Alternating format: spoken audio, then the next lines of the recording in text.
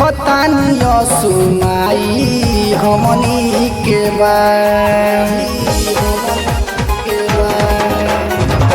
मानी जाई सैया बात देखतानी सुनाई हमनी के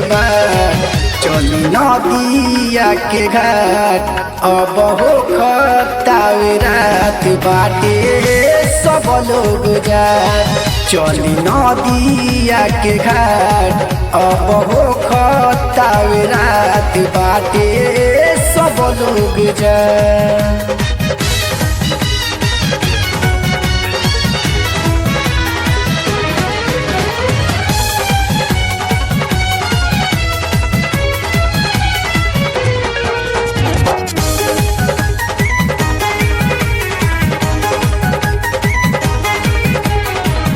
राथावा पर चढ़ के आई है सूरज गोसैया उन्हीं के राह देखो तारी छोटी मैया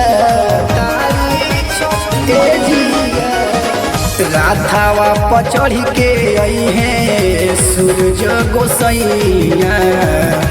उन्हीं के राह देखो तारी छोटी मैया गंगा जी में चल के सैया देहल जाई अरगा जोड़ल जाई दुनो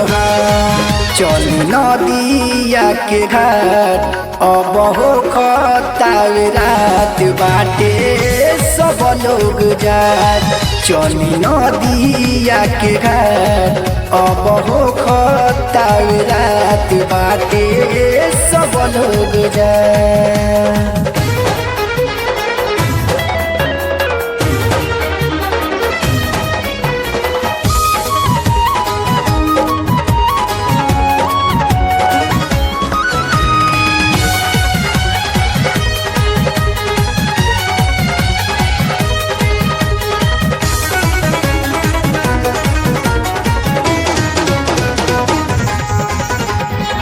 बहुत कठिन हवे छठ के बरतिया